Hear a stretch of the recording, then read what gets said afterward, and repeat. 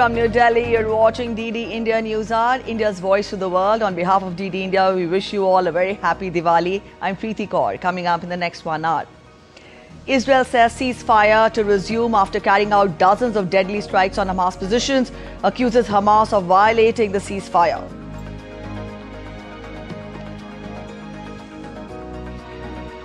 US President Donald Trump says he is not a king, a day after millions of people across the United States take to the streets in No King protests, slamming Trump of authoritarianism and unbridled corruption.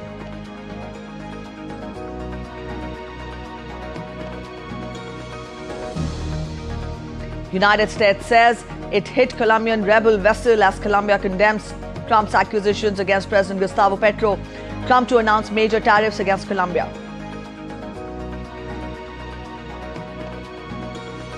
Festival of Lights, Diwali being celebrated in India and abroad. President Draupadi Murmu, Vice President C.P. Radhakrishnan and Prime Minister Modi extend Diwali greetings on this occasion.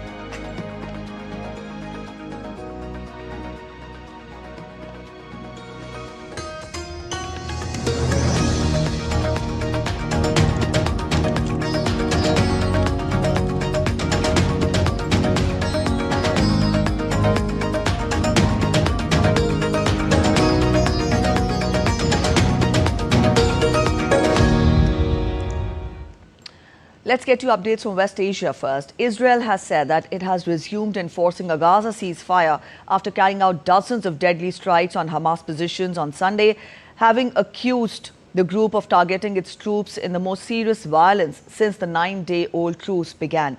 The Israeli military said that it struck Hamas targets in Gaza, including field commanders, gunmen, a tunnel and weapons depots, after Hamas terrorists launched an anti-tank missile and fired on its troops, killing 2 soldiers.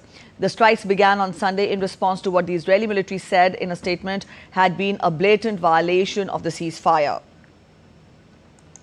The IDF later on Sunday said that it had renewed enforcement of the ceasefire but vowed to respond firmly to any violation of it.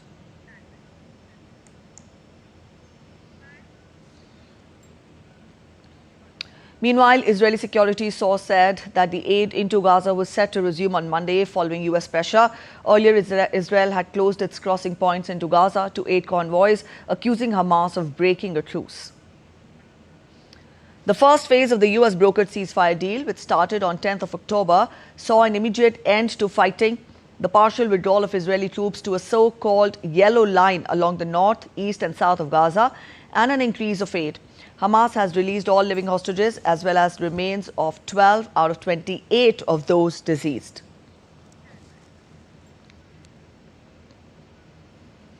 Large crowd of people were seen surrounding the convoy carrying released Israeli hostage Elkanah Bohobot and his family as he returned home on Sunday. Elkanah returned to Israel under a US brokered plan in which Hamas was supposed to release all the 20 hostages still alive and 28 deceased captives to Israel.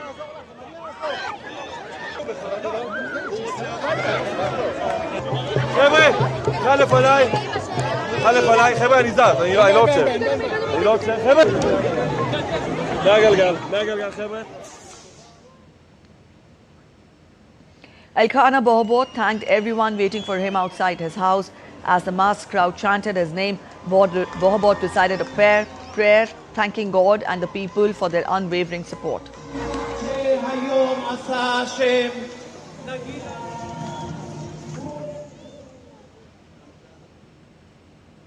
Families of another released hostage, Aviator David and Aminatan Orr, delivered a statement on Sunday saying their loved ones are well and thanked the public for their support.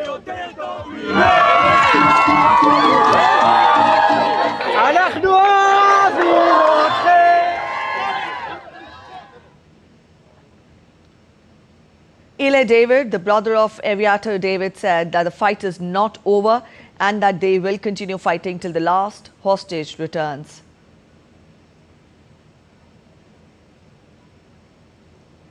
US President Trump's nominee for the Ambassador at Large for International Religious Freedom, Mark Walker, met freed Israeli hostage Heath Segal and the father of the deceased Israeli hostage, Ite Chen, Ruby Chen, in Tel Aviv on Sunday. During the meeting, Walker said that he has faith in Trump's administration to keep a close eye on the fragile ceasefire and not let it go sideways.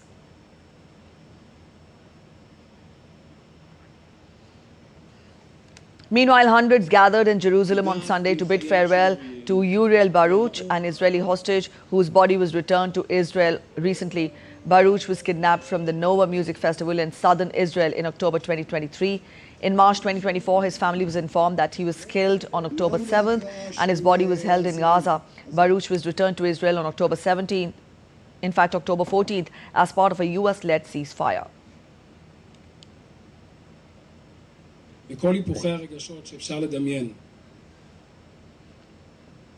US President Donald Trump said on Sunday that the ceasefire between Israel and Hamas was still in effect after the Israeli military carried out deadly strikes in Gaza over apparent truce violations by Hamas. He also suggested that Hamas leadership was not involved in any alleged breaches and instead blamed some rebels within.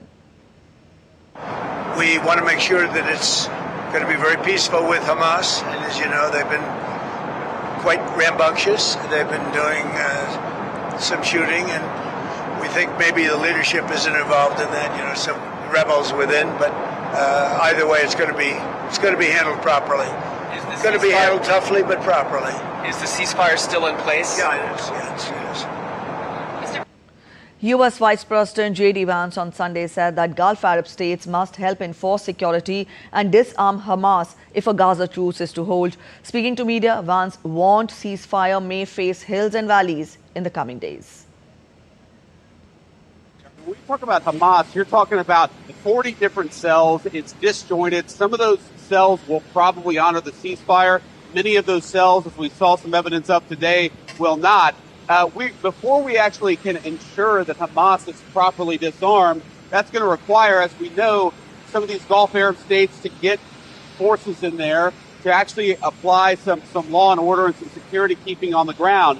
So I think it would be kind of absurd for the president to say, well, Hamas is going to be disarmed 3 or 4 days from now. We don't even have the security infrastructure in place, meaning the Gulf Arab states, our allies, don't have the security infrastructure in place yet to confirm that Hamas is disarmed until you actually go a little bit down the path of this peace mission, of this 20-point peace plan. We're not going to be able to say with confidence that everybody is doing everything that we want them to do. All right, our correspondent Akshay Dongre joins us for more on this important story. Akshay, good morning. Now, Israel has said that ceasefire will resume after it carried out deadly strikes on Hamas. At the same time, we have US Vice President J.D. Vance skeptical about the ceasefire as he likened the days ahead to hills and valleys for the ceasefire implementation. Put all this together, how do we expect the issue? How do we expect the days ahead to pan out when we talk of the situation there? Well, given the history of these two parties as far as this conflict is concerned, the upcoming days are going to be as challenging as they were, the last few days ever since the ceasefire started. And in just a few days after a much, a pressured ceasefire by the US and the Western allies, along with the West Asian nations, who all put pressure both on Israel and Hamas together to end this conflict once and for all, start with the ceasefire, return of the hostages, and withdrawal of the Israeli Defense Forces from Gaza Strip. However, just in a few days, we are witnessing these kind of instances. Several people have been killed by the IDF attacks that have been carried out against Hamas targets. Two Israelis have been killed in attacks by militants, and now this perhaps can be seen as one of the biggest tests of the US brokered ceasefire. However, the pressure remains constant as far as US is concerned. Now, for whatever reason, it's for the best as far as this pressure is concerned, because unless there was a pressure from the US and other countries that have mainly supported Israel, the conflict would have once again broken out in the troubled waters there. So the next days are going to be challenging. It is going to be quite a task for the world leaders to ensure that both the parties remain true to their word, and if there are attempts, because there will be attempts from both sides, and especially the rogue elements from from Hamas and the far right elements from the Israeli government and IDF as well, probably, to try and end the ceasefire and try and start the military operations against their adversary once again, because the hatred is such for so many years, for decades, that though there is pressure, we can pretend that the ceasefire has been implemented, but all is still not well. So the underlying issues still remain, and that perhaps is the reason why the days ahead are also going to be quite as challenging as they have been when they were attempts to implement a ceasefire between the two. All right, Akshay, in the midst of it, what role can the world leaders play now, given the fact with the ceasefire implementation, at the same time the Israeli hostages released and Palestinian prisoners also released, but at the same time we see the violation of ceasefire. Put all this together, what kind of influence can the world leaders now have on Israel and Hamas?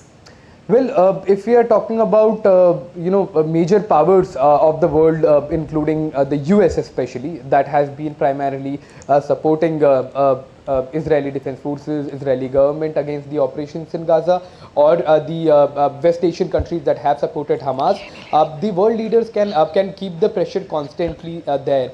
They can also ensure that no rogue elements can derail the peace process and end the ceasefire. So it is going to be limited to that, but ultimately the decision is going to be in the hands of the Israeli government and also the Hamas leadership to ensure that the rogue elements from their sides are not the ones who are able to, or who succeed in ending the ceasefire. So they will also have to make sure that the Israeli government and the Hamas leadership also ensure that their elements, especially the rogue ones, the far right ones, do not derail the ceasefire and monitor the situation, and ensure that the innocent people on both sides do not become a casualty, do not become do not get impacted by these kind of attempts that are being made to end the ceasefire and continue the fighting once again.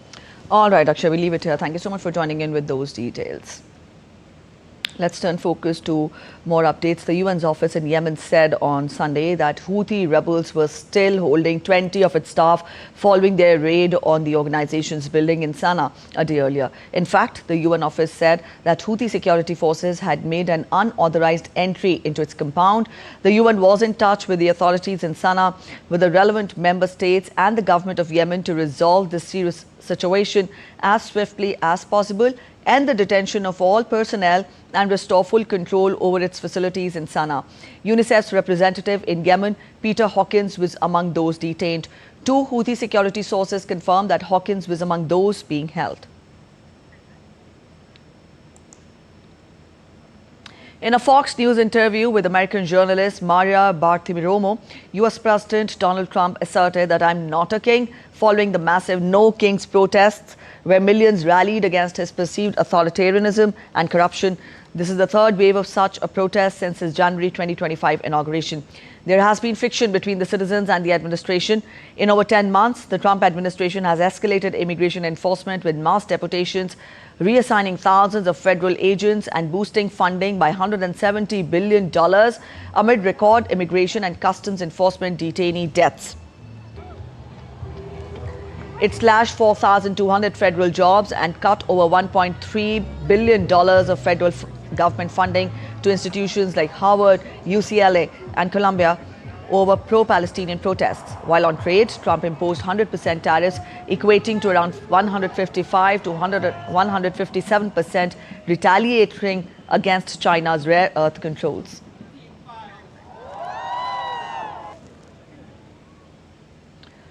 United States has said that it hit Colombian rebel vessel. US President Donald Trump called Colombian President Gustavo Petro an illegal drug leader and said that payments to the South American nation would cease, while Defense Secretary Pete Hegseth said that US forces had hit a vessel associated with a Colombian rebel group. Trump's comments marked a new low in relations between Bogota and Washington since his administration launched a series of strikes on vessels allegedly transporting drugs in the Caribbean. The US president said that the United States would stop large-scale payments and subsidies to Colombia. Republican Senator Lindsey Graham hinted that Trump will soon announce major tariffs on the country.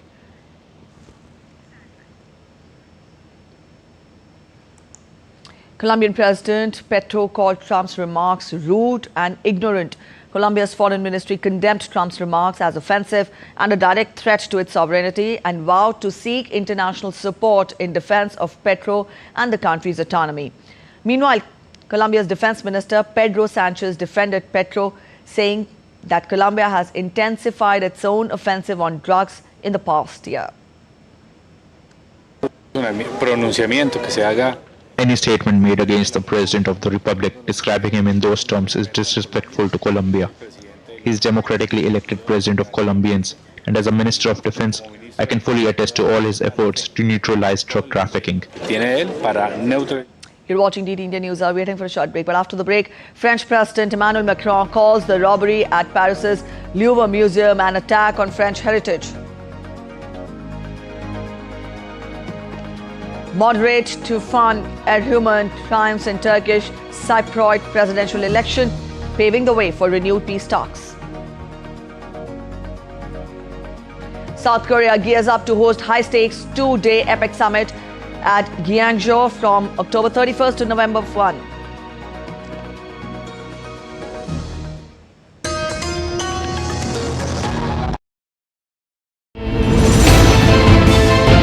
Geopolitics and trade deals. Economic challenges amid development. Hard work and the path to prosperity. It's the economy always.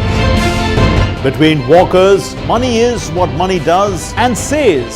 Supply creates its own demand. Between the bulls pulls and bears tears.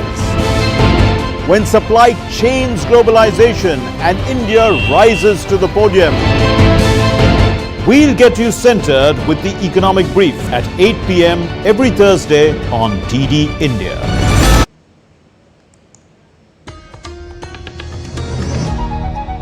Welcome back after the break. You're watching DD India News Hour. Let's continue getting you more international updates. US President Donald Trump said on Sunday that he believed a soybean deal with China would be reached as trade negotiations between Beijing and Washington appear to be regaining momentum after weeks of fresh tariff threats and export controls. One of the penalties we have, and because they're sending in fentanyl, we have a 20%. As you know, a 20% tariff on that, but they'd be paying about 157% tariff, which is, record-setting type tariff. I don't want them to do that. I want to help China. I'm not looking to hurt China, but they have to give us things too. Ukrainian strikes killed 2 people and wounded 1 in Russia's Belgorod region. The strikes come days after Ukrainian President Volodymyr Zelensky met with his US counterpart Donald Trump in hopes of securing American long-range Tomahawk cruise missiles capable of striking deeper into Russia. But Zelensky left empty-handed after Trump told him to make a deal with Russia instead. Trump pushed Ukrainian President Zelensky to give up swaths of territory to Russia. Let it be cut the way it is. It's cut up right now. I think 78% of the land is already taken by Russia. You leave it the way it is right now. They can negotiate something later on down the line. US Vice President J.D. Vance told reporters that President Donald Trump has not yet made a decision on whether to provide Ukraine with Tomahawk missiles. Vance said Trump is trying to bring peace, and that is what is in America's best interest. And what's the calculation in not providing those Tomahawks to Ukraine at this time? Well, look, the President of the United States is trying to ensure that America's security is taken care of first, and obviously that means that we need to have the critical weapon systems for our own military, for our own troops. So that's what the President is focused on. And as with all the decisions that he's made related to Russia and Ukraine, he's trying to bring peace because he thinks that's what's in America's best interest. If he thinks that it's in America's best interest to sell additional weapons to Europe, he will do that, but right now he hasn't made that decision with regards to Tomahawks. French President Emmanuel Macron said on Sunday that the robbery at Paris's Louvre Museum was an attack on the French heritage. In a social media post, Macron vowed to recover all the stolen artifacts and bring the perpetrators to justice.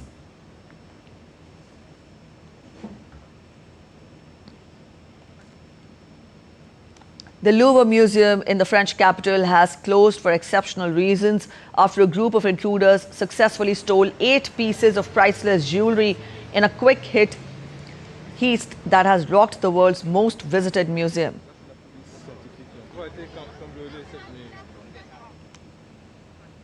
A manhunt for the thieves was underway in Paris as police cordoned off the museum, famously home to Leonardo da Vinci's painting Mona Lisa, with tape as armed soldiers patrolled its iconic glass pyramid entrance.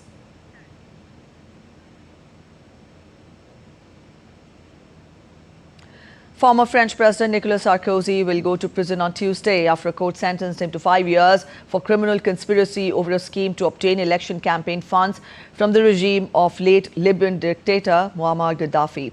The former state leader, who has appealed the verdict and denounced an injustice, is to be incarcerated in a Parisian prison, La Santé.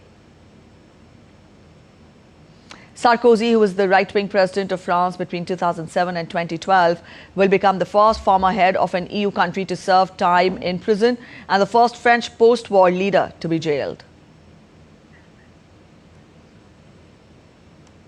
Bolivians on Sunday elected a pro-business center-right Senator Rodrigo Paz as their new president. He won 54.5% of the vote, defeating his opponent Jorge Tuto Correga. The 58-year-old senator's win marks a historic shift for the South American country that governed almost continuously since 2006 by Bolivia's movement to socialism. The new president takes office on November 8th. Bolivia's fragile economy dominated the runoff campaign. Once plentiful natural gas exports have plummeted, inflation is at a 40-year high and fuel is scarce. In late September, Paz unveiled plans for a $1.5 billion economic cooperation deal with the US officials to ensure fuel supplies. After winning the elections, Paz said that he will end the fuel shortage gripping the country. From November 8th, Bolivia will not lack its fuel, and they are with the support with other nations we have considered, so that all the management we did are for the Bolivian people and start a government firmly with the transformation we have ahead. The homeland allowed us to stay another round, and in the second round, we repeated to exhaustion that if the Bolivian people didn't elect us, we would extend our hand to whoever won. And today, from the victory, we extend our hand to govern with all men and women who love the homeland.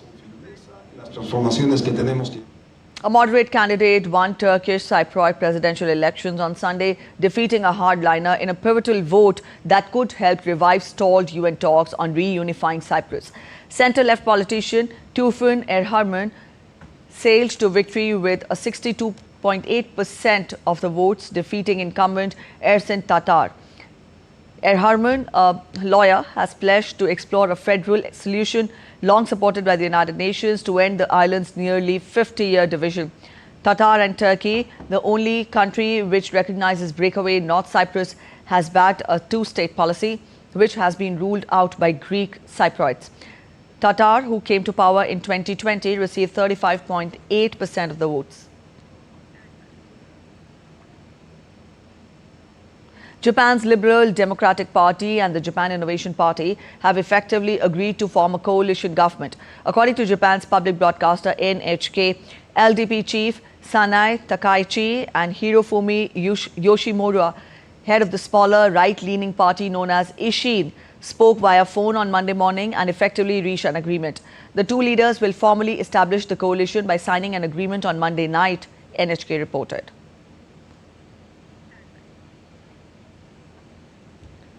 Meanwhile, Japan's Nikkei index jumped more than 3% on Monday, following news that the country's ruling party will sign a new coalition deal, paving the way for Sanai Takaichi to become the prime minister. Analysts assume Sanai Takaichi would be pro-stimulus and against further hikes in interest rates, a negative for the yen and bonds, but a plus for equities.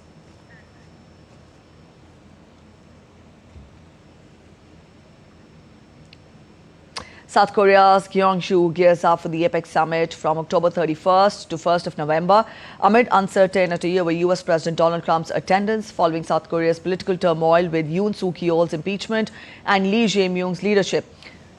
Despite this, Trump is slated to visit Seoul from 29th to 30th of October with a potential Xi Jinping meeting to address escalating trade tensions, including Trump's 100% tariff threat and China's rare earth curbs.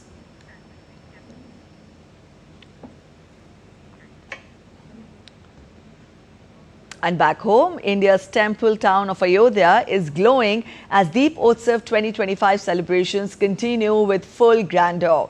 Deepotsav 2025 created the new Guinness World Record with 2.6 million diyas illuminating 56 ghats across the banks of River Saryu.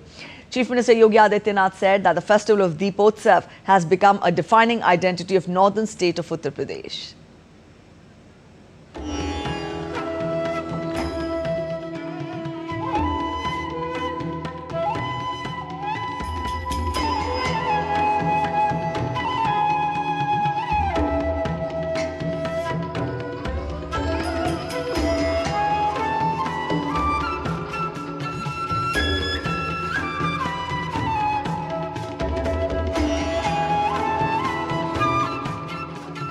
Ayodhya is immersed in divine glow, marking the 9th edition of Deepotsav on Sunday, with the temple town creating another Guinness World Record by lighting over 2.6 million diyas across 56 banks of Saryu River.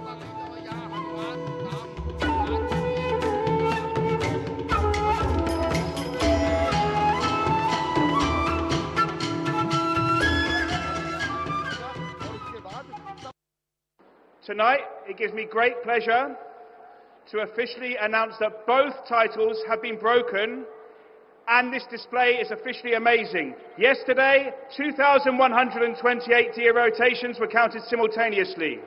And today, 26,17,215 oil lamps. So congratulations, you are officially amazing.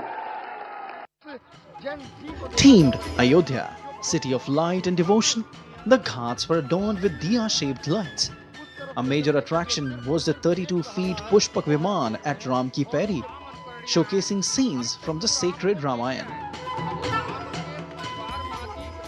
State Chief Minister Yogi Adityanath led the Deepotsav celebrations in Ayodhya with 33,000 volunteers. He lauded the efforts of people of the state. दीपोत्सव के इस कार्यक्रम को उत्तर प्रदेश की पहचान बनाने के लिए उत्तर प्रदेश के नौजवानों के सामने, उत्तर प्रदेश के नागरिकों के सामने पहचान का संकट न खड़ा हो और कोई भी उनकी आस्था के साथ खिलवाड़ करने का दुस्साहस न कर सके। इसीलिए उत्तर प्रदेश में डबल इंजन की सरकार बनने के बाद से हम लोगों ने लगातार उस प्रकार के प्रयास प्रारंभ किए हैं। The event showcased Ayodhya's rich culture and devotion, drew massive crowds and significantly boosted tourism.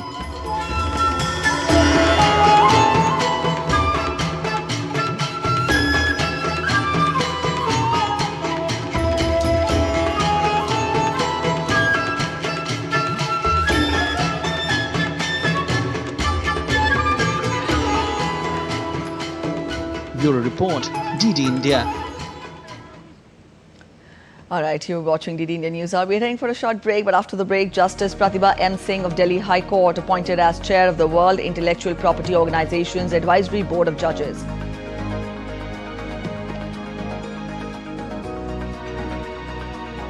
The sacred relics of Lord Buddha returned from Russia's Kalmykia to New Delhi.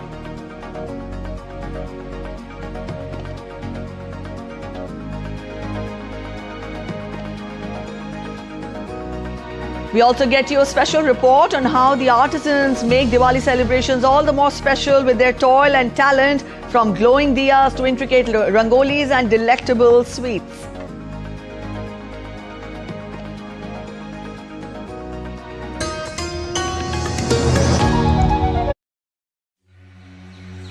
Near the heart of India, a land filled with surprises.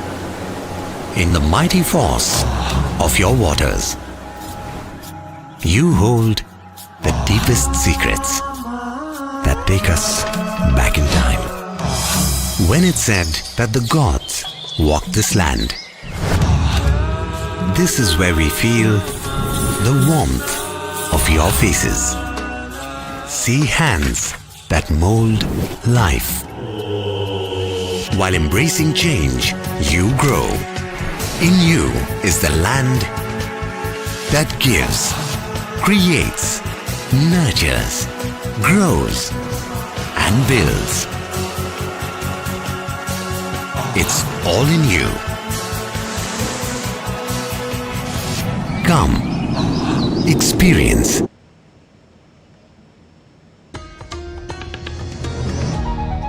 Welcome back after the break. You're watching DD India News Hour. A quick relook at the top stories now. Israel says ceasefire to resume after carrying out dozens of deadly strikes on Hamas positions, accuses Hamas of violating the ceasefire. US President Donald Trump says he is not a king, a day after millions of people across the United States take to the streets in No King protests, slamming Trump of authoritarianism and unbridled corruption. United States says it hit Colombian rebel vessel as Colombia condemns Trump's accusations against President Gustavo Petro. Trump to announce major tariffs against Colombia. Festival of Lights, Diwali being celebrated in India and abroad. President Draupadi Murmu, Vice President C.P. Radhakrishnan and Prime Minister Modi extend Diwali greetings on this occasion.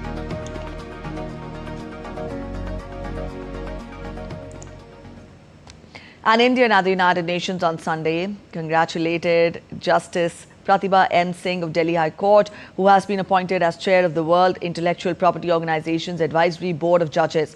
In a social media post, India's permanent mission in the UN, Geneva, stated, and I quote, "A proud moment for India, Justice Pratibha M. Singh of Delhi High Court, appointed as the chair of the World Intellectual Property Organization's Advisory Board of Judges. As chair, she leads a group of international judges providing guidance and direction to WIPO's work with judiciaries in the field of IP. The sacred relics of Lord Buddha returned from Russia's Kelmaika to New Delhi. Now, this exposition served as a spiritual bridge between the two nations, strengthening the ties and revived historical Buddhist links. The relics were brought back to India by Lieutenant Governor of Jammu and Kashmir, Manoj Sinha. The exposition of sacred relics of Lord Buddha from India drew an unprecedented response, with nearly 100,000 devotees paying their reverent homage to the relics enshrined at the iconic monastery, popularly known as the Golden Abode of Shakyamuni Buddha. An emotional farewell ceremony for the Buddha's sacred relics was held in Elista.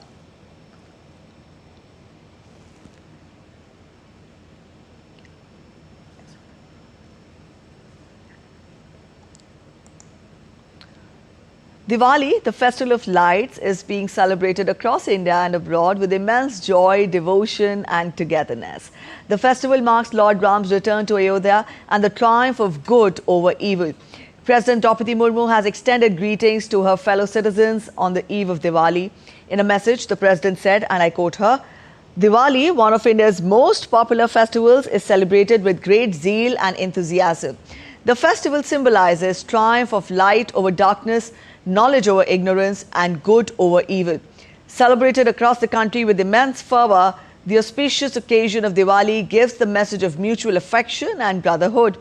On this day, devotees worship Lord Lakshmi, in fact Goddess Lakshmi, the deity of wealth and prosperity. This festival of joy is also an occasion for self-reflection and self-improvement. This festival is also an opportunity to help and support the deprived and the needy, and to bring joy into their lives. I urge everyone to celebrate Diwali safely, responsibly, and in an environment-friendly manner. May this Diwali bring in happiness, peace, and prosperity to all."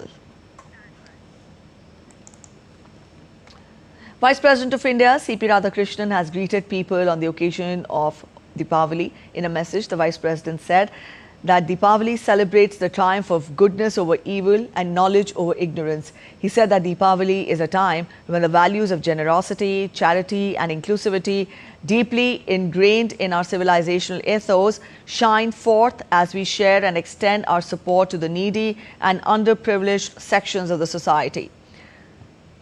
He further said that as we celebrate Deepavali, we must all shun negativity and adharma and embrace positivity and dharma, not only for our individual good, but also for the overall progress of the nation.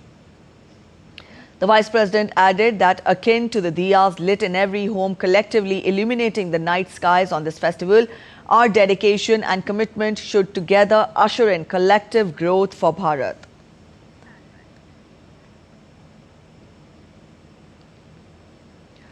Prime Minister Modi, in a social media post on X, greeted citizens on the festive occasion of Diwali, the Festival of Lights. Prime Minister in the post hoped that this Festival of Lights illuminate our lives with harmony, happiness and prosperity, and may the spirit of positivity prevail all around us. Prime Minister urged the citizens to mark this festive season by celebrating the hard work, creativity and innovation of 140 crore Indians and buy Indian products and say, "Garv se kaho, ye swadeshi hai."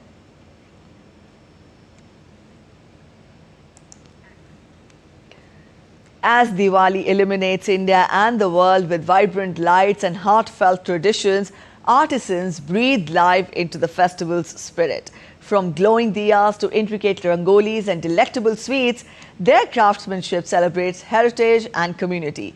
DD India's Antara Sinha gets you more in this special report. Diwali, the festival of lights. It isn't just a celebration.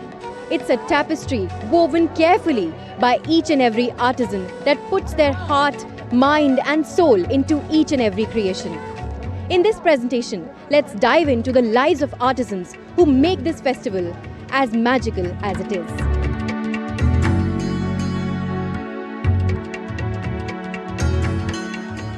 The festival of Diwali is a time when every corner sparkles with joy, tradition and creativity. Diwali is celebrated by millions across India and globally. It is a time of light, love and renewal. At its heart are the artisans, the gifted craftspeople who pour their passion into crafting the cherished symbols of Diwali, embodying the spirit of vocal for local by showcasing India's rich heritage through their art. From the vibrant Rangoli patterns that dance across doorsteps to the delicate diyas that cast a warm golden glow in homes, each creation tells a story of artistry and tradition. Every diya, every sweet, every rangoli is a testament to India's artisans, the backbone of Diwali. We are celebrating these artisans today. These artisans don't merely craft objects, they breathe life into centuries-old practices. Every swirl of paint, every molded piece of clay is a labor of love that connects families and communities during Diwali.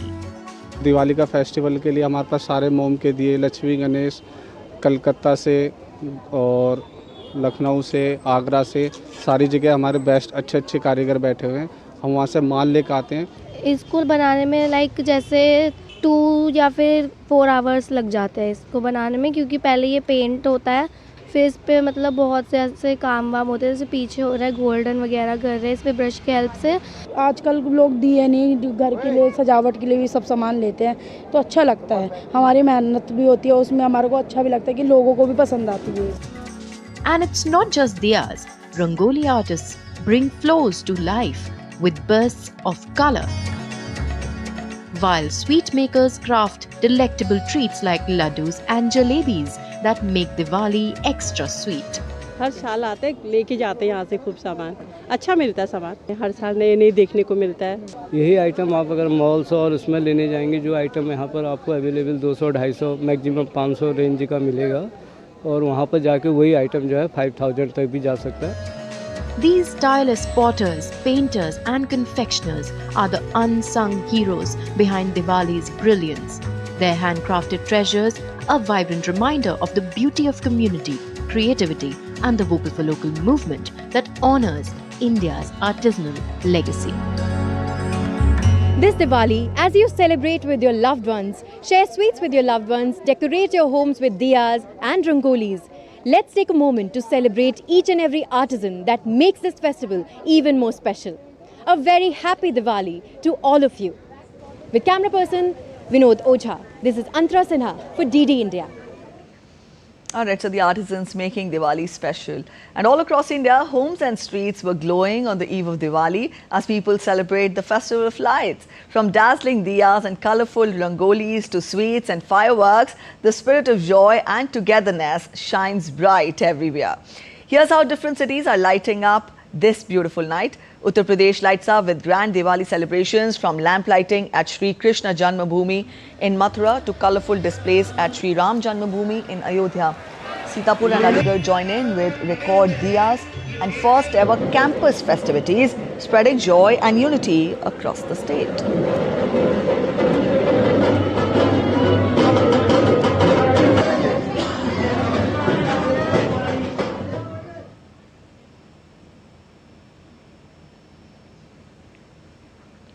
In Gujarat's Gandhinagar, the Swaminarayan Akshardham temple is dazzling this Diwali with over 10,000 lamps lighting up the temple grounds.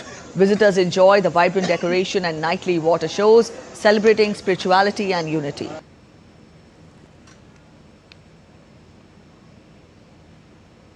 In Madhya Pradesh, banks of Narmada River in Jabalpur were beautifully illuminated with countless diyas, creating a mesmerizing scene this Diwali.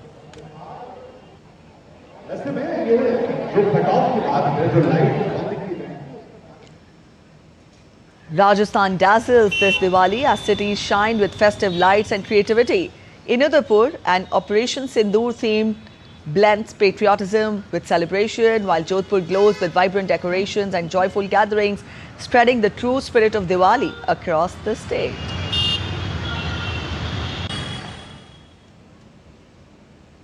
Across Tamil Nadu, homes and streets sparkle with diyas and festive cheer as families celebrate the triumph of light over darkness. Markets buzz with colour and joy, while the spirit of togetherness and hope shine brightly throughout the state. Kolkata is all aglow as the city prepares for Diwali and Kali Puja celebrations. The Marwari Sanskriti Manch has beautifully lit up the city with its annual Deepavali Mahotsav, honouring tradition and spreading festive cheer. Communities come together, lighting lamps and embracing the spirit of unity and devotion across the city.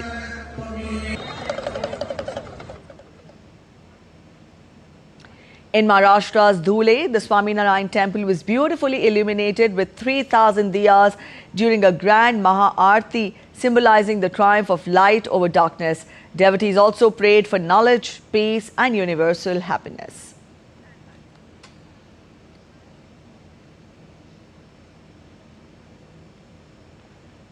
And the Indian Army celebrated Diwali with enthusiasm, lighting earthen lamps, bursting firecrackers and offering prayers. Indian Army soldiers celebrated Diwali on Sunday in the Akhnur region along the line of control by bursting firecrackers and lighting earthen lamps. Along with the festive celebrations, the officers also offered prayers to mark the occasion.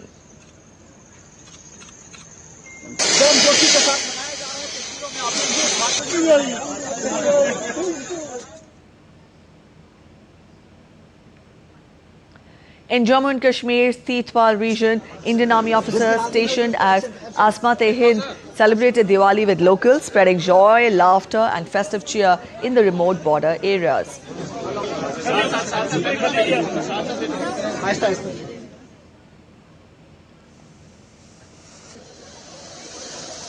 Troops of the Border Security Force marked the festival at Atari border in Amritsar, Punjab. The celebrations began with prayers at a local temple and continued with fireworks and traditional rituals.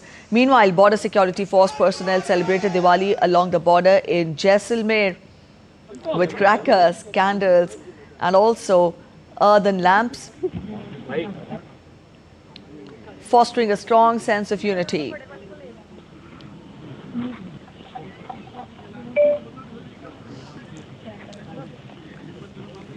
These are the visuals of the Army Jawans celebrating in Jaisalmer. Indian Army celebrations at the border symbolizes their commitment to ensuring peace and security for citizens across the country.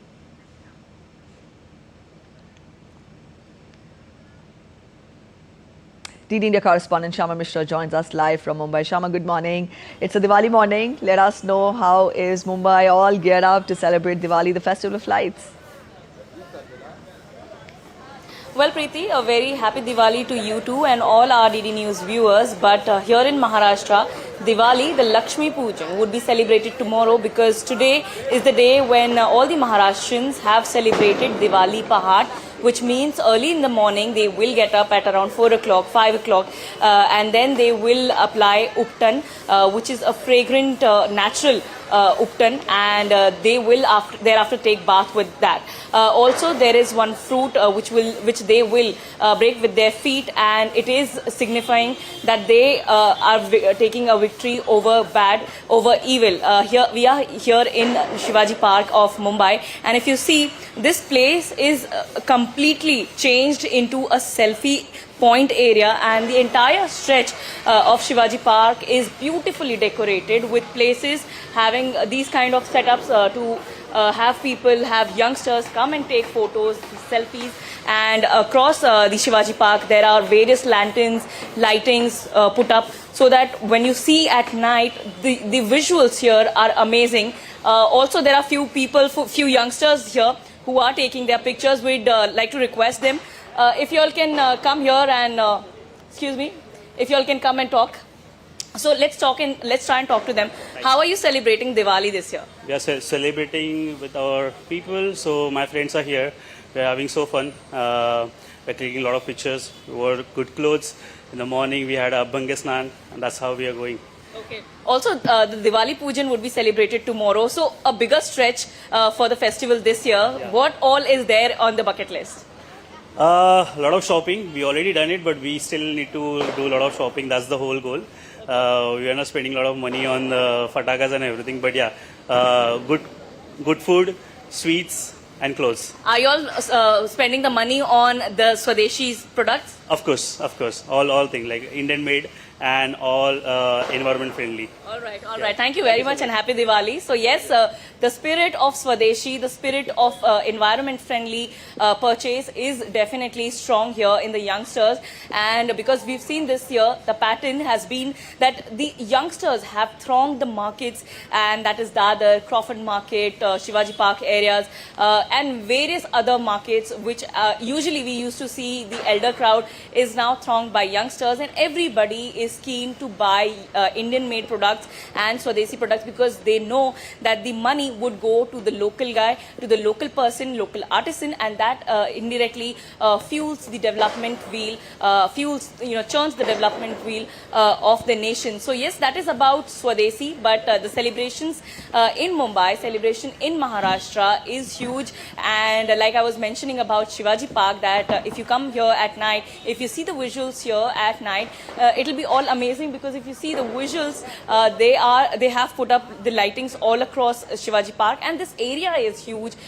Just beside this Shivaji Park is the Chowpatty, Dadar Chowpatty, which is the sea area, and there also all the sea coastal areas, which is Shivaji Park, Dadar Chowpatty, Girgaon Chowpatty, Versova, these places will have firecrackers bursting at night in huge quantity, and people would be celebrating Diwali this way. Also tomorrow people would be going to their relatives' house or neighbor's house with the faral, with the sweets and other snacks they've made specially for Diwali, and this way Diwali would be celebrated. So yes, Mumbai, and if you see across Mumbai, across Maharashtra, people have dressed up in their very best traditional clothes, and Mumbai has been drenched in fervor and enthusiasm of Diwali.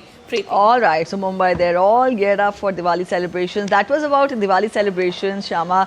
But Mumbai is also the financial capital of the country. We've seen how gold and silver have, set new records this time around. Get us a sense of how do we predict the markets, though it is the festive season and the markets would be a little laid back. But then how do we see this festive spirit also seep into the markets and the financial world? Well, Preeti, this time around, since I've been covering Muhurat trading of the NSE and BSE, our Indian share markets, this is the first time, or in a very long time, this is the first time that I've seen that the Muhurat trading has spilled over to the second date of Diwali, because in Maharashtra, people are celebrating the Lakshmi Pujan tomorrow, which is on the 21st, and even the share markets would be celebrating their Lakshmi Puja as well as the Muhurat trading tomorrow at around 1:45 p.m. So say about 1 hour of Muhurat trading would go on, and at this particular time, the markets, whichever way it goes, it is usually said that the entire year which is following would be the similar On one. the same if lines. it goes in green, the market entire year would be green. Yes, would be green. So we will have to go tomorrow at the NSE and BSE and see how the Mura trading is going on and how the traders are enthusiastic about the fact that Mura trading will begin tomorrow for 1 hour, and they will be obviously putting in their very best. You also spoke about gold and silver. So just on Dhanteras, 2 days before, we did see that was a good news for the people of India. Gold prices and even silver prices had come down marginally. Gold prices were about 5,000 rupees down, and even silver was about 20,000 rupees down. So people really took this chance or took this opportunity to purchase gold because the prices have skyrocketed, and just 1 gram of gold was about 13,500, but that was after 5,000 rupees had come down. So people did took a chance on this purchase, whether it be the small coin or the lagdi, if they cannot purchase bigger ornaments or even a 10-gram ornament. So they did purchase, and even the purchase of utensils, broom and other important, significantly important products were high on Dhanteras. And like we said that Dhanteras is the first day of Diwali. Since then we are seeing that Mumbai has been drenched in the fervor of celebration, and also it's lit up, literally it's lit up in the night, at the night, and every household, their balconies, their windows, their doors have colorful lightings, have innovative lightings and other rangoli style and other ways of decoration, which is pure magic and beautiful sight to see. And yes, we would obviously hope that these celebrations go on for a month, but sadly this will only go for about another 10 days or so till the time we celebrate Purnima, and then Mumbai will be back on its normal days. All right, so the traders keep their fingers crossed for tomorrow. Nevertheless, Mumbai is all drenched in the spirit of Diwali. Thank you so much, Shyama, for joining in with those updates. You too have a safe and a prosperous Diwali. And across Australia, Diwali has gone truly mainstream, lighting up cities from Melbourne to Sydney with vibrant dances, music and fireworks. The festival brings together people of all backgrounds to celebrate light, hope and unity. More in this report by Nazia Alvi.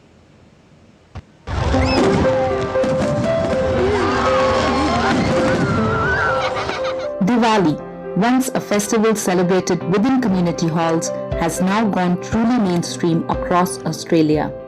From city landmarks to regional councils, the Festival of Lights is illuminating every corner of the nation.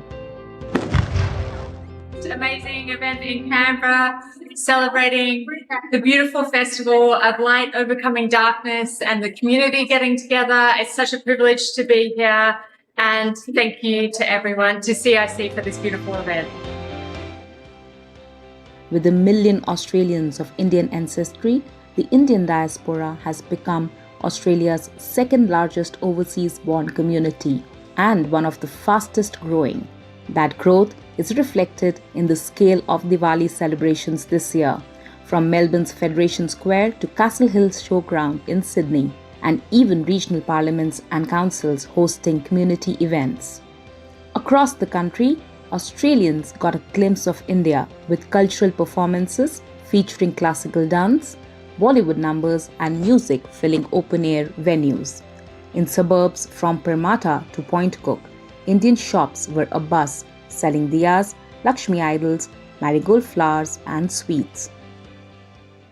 Shubh Diwali, my name is Saskia Maven. I'm here in Canberra and this is my very first Diwali. I know it's all about light succeeding over darkness and enjoying prosperity and fun with your family and friends. There's going to be lots of good food, lots of dancing, a little bit of magic, and we'll see what else. I'll let you know at the end of the night. The fragrance of incense and the sparkle of lamps turned shopping strips into mini India, drawing crowds from every background. Saturday night ended with spectacular fireworks displays across Australian cities, a fitting symbol for a festival that celebrates light, hope, and togetherness. Once celebrated quietly in the living rooms of first-generation migrants, Diwali in Australia has today transformed into a nationwide celebration of light, belonging, and shared identity. From local parks to iconic landmark buildings, Diwali now shines bright all across Australia. Each light, each diya tells a story of hope and heritage. This is Nafi Alvi Rahman wishing you all a very happy Diwali from Canberra, Australia. All right, that's it in this edition of DD India News Hour. But before we go, we again leave you with wishes for Diwali. We wish you prosperity, success and good health on behalf of DD India. For those of you on the go, you can get all the latest news and updates from India and across the world on the DD India mobile app. Now, this app is available on both Android and iOS platforms. You can download the respective QR codes. We'll be back with more news as it breaks here on DD India. I'm Preeti Kaur signing off, and from all of us here in Delhi, thanks for watching DD India News Hour.